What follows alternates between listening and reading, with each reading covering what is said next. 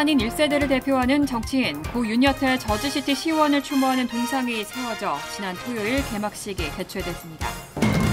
해가 달을 완전히 품으면서 햇빛이 가려지는 개기일식이 북미 대륙에서 오늘 7년 만에 관측됐습니다. 지난 주말 뉴저지주에서 발생한 지진에 이어 앞으로 몇 주 내에 추가 지진이 뒤따를 수 있다는 경고가 나왔습니다. 한국인의 비민비자 발급수가 팬데믹 이전 수준을 회복했습니다. NYPD 집계 결과 최근 2주 동안 최소 12건의 여성 대상 묻지마 폭행 사건이 발생한 것으로 집계됐습니다. 이상은 이 시각 주요 뉴스입니다. 시청자 여러분 안녕하십니까? KBN 뉴스입니다. 한인 1세대를 대표하는 정치인 고 윤여태 저지시티 시의원을 추모하는 동상이 세워져 지난 토요일 개막식이 개최됐습니다. 윤 의원은 4년 전 코로나19가 기승을 부리던 시기 우리 곁을 떠났는데요. 그의 상징이었던 나비 넥타이를 하고 벤치에 앉아 주민들을 반기는 듯한 그 모습이 살아생전 윤여태 의원을 떠올리게 했습니다. 지난 토요일 오전 저지시티 상점과 중심을 지나는 센트럴 애비뉴 선상, 지난 2020년 4월 6일 타계한 고 윤여태 의원의 사무실이 있던 곳입니다. 잔뜩 찌푸린 날씨에도 윤 의원을 기리는 동상 제막식에 맞춰 저지시티 시장과 시의원 등 타운 관계자들과 지역 주민들, 그리고 뉴욕, 뉴저지 한인 등 200여 명이 자리를 함께 했습니다. 오전 10시 시작된 제막식에서 스티브 플럽 저지시티 시장 등 정치인들은 윤 의원은 한국의 아들이자 저지시티 시민으로 진정한 아메리칸 드림이 무엇인지 보여줬다며 윤 의원 생전의 모습을 회고했습니다. It's a bittersweet moment, bitter because we are no longer having Michael with us, and sweet because we're doing something to memorialize him. I think David said it perfect. He embodied much of what we aspire to be as a country. He was an immigrant, an entrepreneur, a good father, a great grandfather, loved his wife, and from my standpoint, believed in Jersey City. 김희환 뉴욕 총영사, 김광석 뉴욕 한인 회장, 에드리안 리 뉴저지 한인 회장 등 한인 단체장들도 차례로 마이크를 잡고 고인이 된 윤 의원을 추모했습니다. 4 years ago, we lost such a great man. His Korean name is Yotae Yoon. He was a dream of a community, and he was a vision of the community too.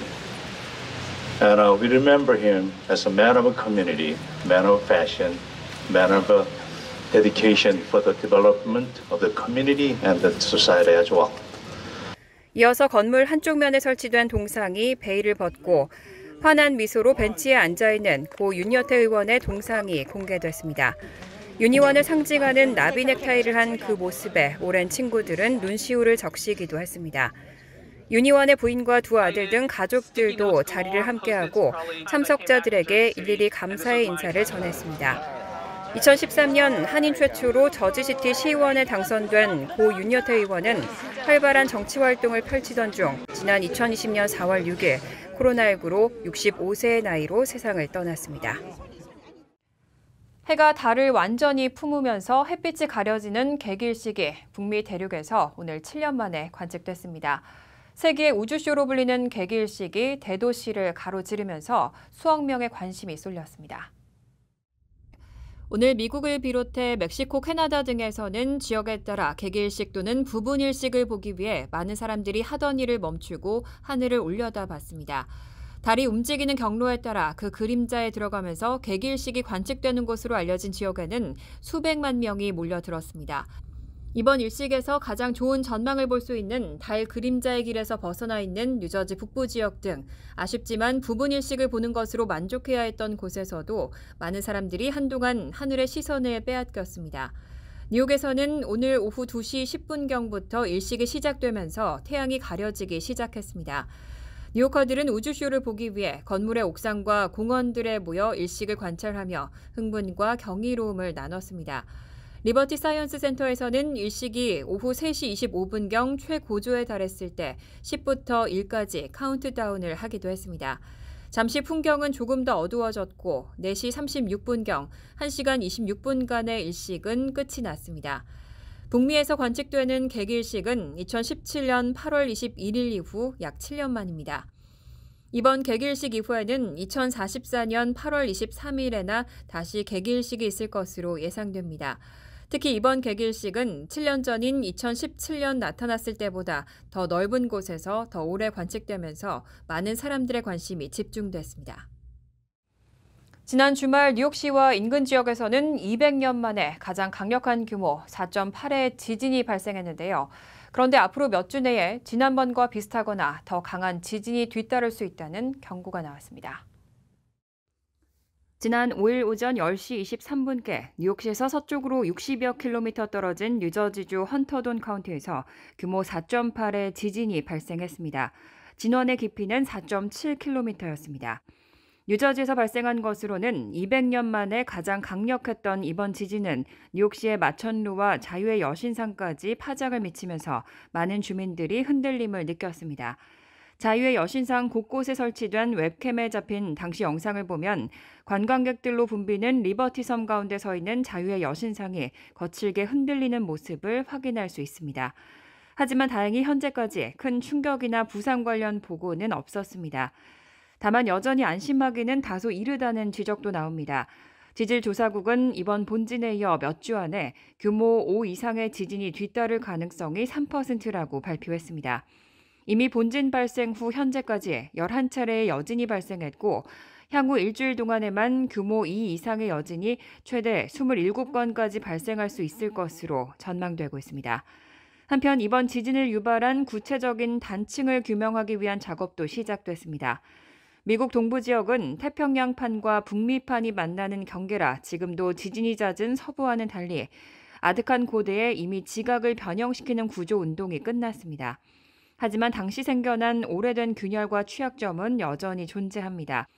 전문가들은 특히 이번 지진의 원인이 될 가능성이 있는 뉴저지주 뉴아크 유역의 라마포 단층대는 매우 오래되고 복잡한 구조를 지니고 있어 아직 모든 정보가 규명되지 않았다고 전했습니다.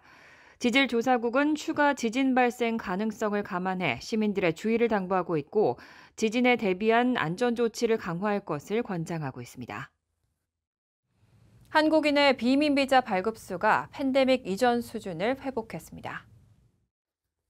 국무부의 최신 통계에 따르면 지난 2022-2023 회계연도 동안 비민비자를 발급받은 한국인은 총 7만 39명으로 팬데믹 직전인 2018-2019 회계연도에 기록한 7만 6,025명에 근접하는 수치를 기록했습니다.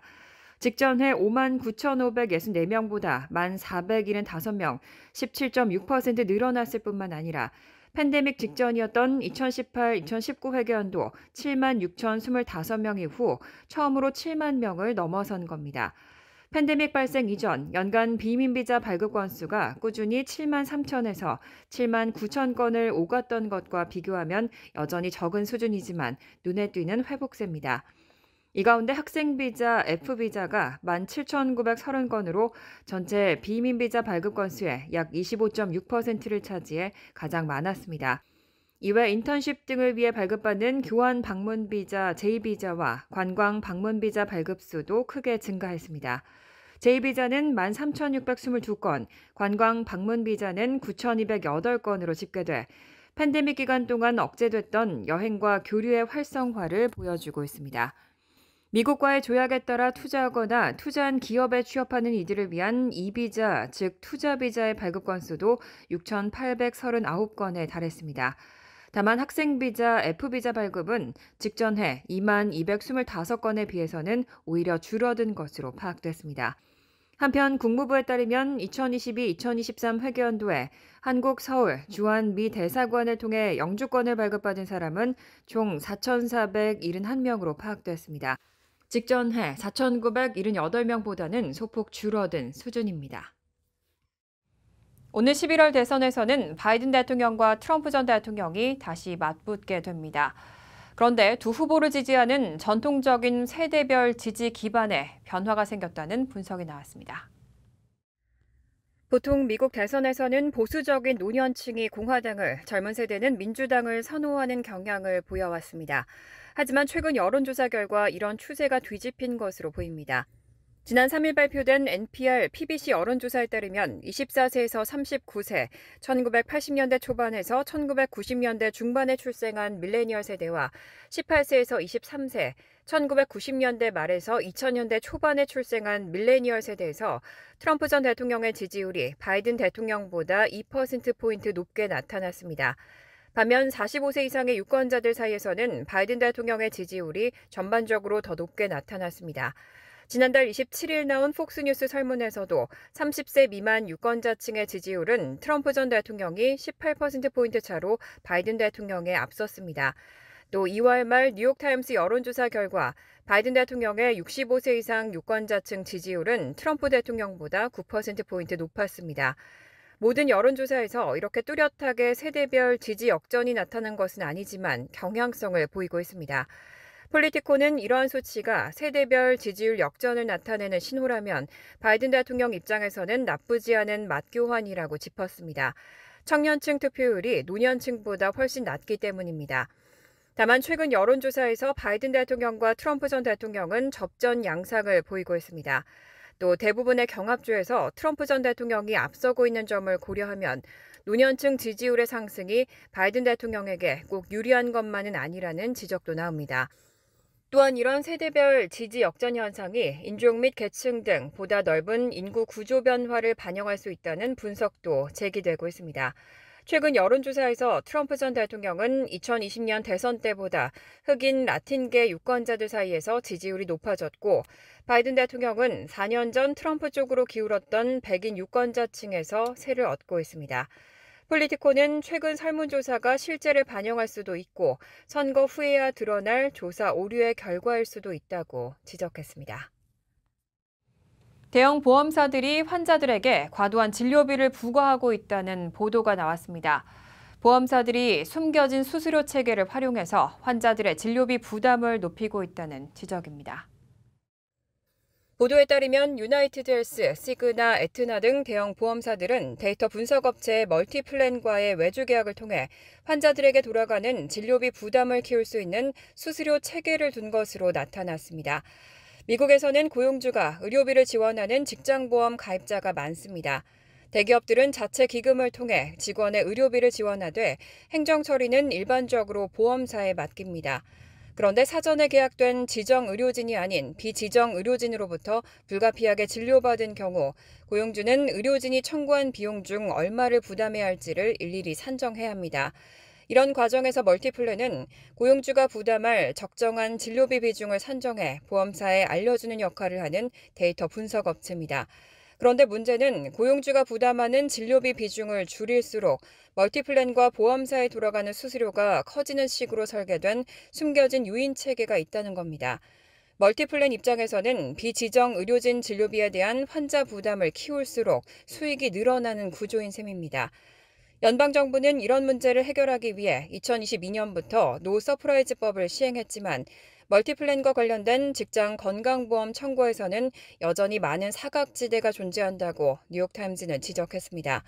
특히 정신건강 관련 진료나 중독치료 등 분야에서는 상당수 의료 서비스가 비지정 진료인 경우가 많은데 이런 이유로 환자 부담이 커지면서 진료를 중단하는 경우도 많은 것으로 나타났습니다. 보험사와 멀티플랜이 챙긴 수수료 수입이 의료기관에 돌아간 돈보다 많은 경우도 있었습니다. 의료정책 전문가들은 숨겨진 수수료 체계가 의료 시스템 내에서 투명성을 저해하고 환자의 부담을 가중시킨다고 지적하며 공정하고 투명한 의료비 산정 시스템의 필요성을 강조하고 있습니다. 지난달 100만 팔로워를 가진 인플루언서가 틱톡 계정을 통해 뉴욕시에서 잇따르고 있는 여성을 대상으로 한 묻지마 폭행을 경고했는데요. NYPD 집계 결과 최근 2주 동안 최소 12건의 유사 사건이 발생한 것으로 집계됐습니다. 지난 4일 NYPD는 지난달 20일 맨하튼 32가 유니언 스퀘어 동쪽에서 33세 여성 피해자의 얼굴을 치고 달아난 남성 용의자와 6번가 인근에서 23세 여성의 코를 부러뜨리고 달아난 남성 용의자를 각각 공개 수배했습니다. 사진 속 용의자들은 각각 푸른색 후드에 검은 바지, 흰색 티셔츠에 갈색 바지를 입었습니다. 다만 NYPD는 이런 묻지마 폭행이 소셜 플랫폼의 바이럴과는 무관하다고 선을 그었습니다. 일각에서는 소셜 플랫폼 때문에 이런 묻지마 공격이 유행처럼 번지는 게 아니냐는 우려가 나오면서 이를 종식시킨 겁니다. 앞서 지난달 17일 인플루언서 올리비아 브랜드는 영상을 통해 길을 걷고 있는데 한 남자가 다가와 미안하다며 자신의 머리를 때렸다고 밝혔습니다. 이어 25일 인플루언서 헨리 케이트 맥쿠키는 틱톡에 길을 걸었을 뿐인데 한 남자가 자신을 때렸다고 말해 역시 공분을 일으켰습니다. 이런 인플루언서들의 공개된 피해 사례는 온라인상에서 큰 공분을 일으켰고 유사한 경험을 한 다른 이들도 사례를 나누기 시작했습니다. NYPD는 최초의 바이럴을 활성화시킨 맥쿠킨 사건의 용의자를 체포했고 또 다른 인플루언서 미카엘라 토니나토를 가격한 용의자도 검거했습니다. 일각에서는 이런 사건들이 백인 여성을 주 대상으로 하고 있다는 지적이 나왔지만 NYPD는 소셜 플랫폼이 이런 범죄의 유행을 조장하고 있다는 우려에는 선을 그으며 확대 해석을 경계하고 있습니다. 뉴욕주 마리화나 광고 금지 규정이 무효화됐습니다. 앞으로 마리화나 판매 업체들은 제3 플랫폼에 광고 및 마케팅을 할 수 있습니다.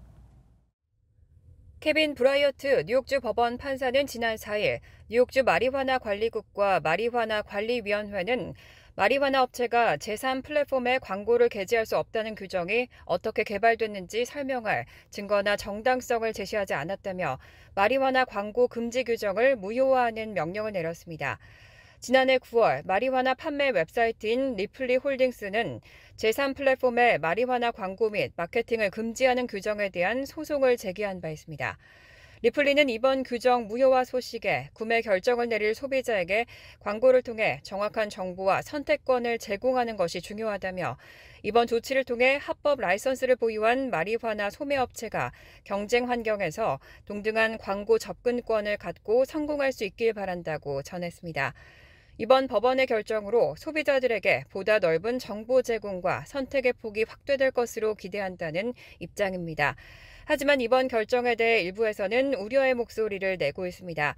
뉴욕주 상원 마리화나 소위원회의 제레미 쿠니 의원은 마리화나 마케팅 규정에 변경이 필요하다는 점에는 동의하면서도 현재 불법 상점과의 싸움이 중요한 시점에 광고 금지 규정의 무효화가 궁극적으로는 합법적 마리화나 시장의 활성화를 오히려 늦출 수 있다고 지적했습니다. 마리화나 광고의 자유화가 건강하고 안전한 마리화나 시장 활성화로 이어질 수 있을지 아니면 다른 우려 사항들이 대두될지 주목되고 있습니다. 간추린 소식입니다. 한국 국방부 유해발굴 감식단은 미 국방부 전쟁포로 실종자 확인국과 공동으로 이달 8일부터 다음 달 4일까지 4주간 경북 문경, 강원 춘천, 홍천, 평창, 횡성 일대에서 미군 전사자의 유해 소재를 조사한다고 밝혔습니다. 감식단과 전쟁포로 실종자 확인국은 이를 위해 역사 인류학자 등 총 12명의 조사 인력을 파견했습니다. 이번 조사는 참전자들의 증언과 과거 전투 기록을 바탕으로 미군 전사자들의 유해가 묻혀있을 것으로 추정되는 장소를 중심으로 실시됩니다. 양 기관은 이번 조사를 통해 미군 유해가 묻혀있을 가능성이 있는 곳이 확인되면 공동으로 유해 발굴을 추진할 계획입니다. 서부 오리건주에서 파워볼을 구매한 사람이 미국 역사상 8번째로 큰 13억 2,600만 달러 1등 당첨금의 주인공이 됐습니다. 파워볼 1등 당첨자는 41번째 추첨만에 당첨자가 나왔습니다. 새해 첫날 미시간주에서 판매된 복권이 1등에 당첨된 이후 3개월 넘게 당첨자가 나오지 않아 상금은 계속 불어났습니다. 이와 함께 애리조나와 델라웨어, 플로리다, 아이오와, 매사추세츠, 미시간, 와이오밍에서 각각 판매된 7장의 복권이 파워볼을 제외한 흰색 공의 숫자 5개가 일치해 100만 달러의 상금을 받게 됐습니다. 뉴욕타임즈가 선정한 2024년 뉴욕 최고의 레스토랑 100곳에 한식당 7곳이 선정됐습니다. 가장 높은 순위에 오른 한식당은 아토믹스로 4위에 올랐습니다. 뉴욕타임스는 아토믹스가 현지에서 채취한 족제비쑥 등 새로운 식재료를 사용하고 전통을 기반으로 한 실험을 거듭하며 더 넓은 맥락에서 한국적 분위기를 느낄 수 있도록 한국적 도자기와 직물, 젓가락 등과 함께 식사를 제공한다고 소개했습니다. 그 외 16위에는 제주 누들바, 30위에는 아토보이가 선정됐고 옥동식이 40위, 윤해운대 갈비가 52위, 오이지 미가 77위, 마포 코리안 BBQ가 91위를 기록하며 100위권 안에 들었습니다. 지난 4일 퀸즈 보로청이 발표한 2024-2026년 퀸즈 커뮤니티 보드 위원 리스트에 따르면 이번에 임명된 355명 중 한인은 커뮤니티 보드 2의 제임스 킴, 커뮤니티 보드 4 아담 리, 커뮤니티 보드 7 이 에스더 박윤용 씨 등이 포함됐습니다. 올해 퀸즈 커뮤니티 보드 위원회는 총 848명이 지원해 355명이 선정됐고 이 중 신규 회원은 117명입니다. 리차드 도노반 퀸즈 보로장은 2020년 12월 취임 당시에 퀸즈 커뮤니티 보드에 지속돼온 인구 통계학적 불평등을 바로잡겠다고 강조했고 이번에 신규 회원으로 선정된 117명 가운데 아시아는 23.9%, 히스패닉은 27.4%, 흑인은 26.5%를 차지했습니다. 또 퀸즈 보로청은 신규 회원의 17.9%는 이민자라고 밝혔습니다.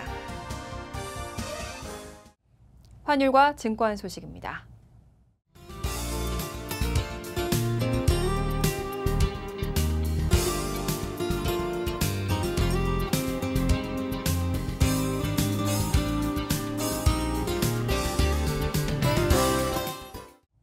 이어서 날씨입니다. 화요일은 화창하겠습니다. 낮 최고 기온은 73도, 섭씨 23도, 밤 최저 기온은 51도, 섭씨 11도로 예상됩니다. 수요일은 흐린 가운데 소나기 내릴 가능성이 있습니다. 목요일은 비가 내리겠습니다. 이상으로 KBN 뉴스를 마칩니다. KBN과 함께 즐거운 저녁 되시기 바랍니다. 미 동부 최대 한인방송 KBN이 제작하는 KBN 뉴스는 웹사이트 mykbn.com 그리고 유튜브와 페이스북에서 다시 보실 수 있습니다. 좋아요, 구독, 알림 설정은 뉴스 제작에 큰 도움이 됩니다.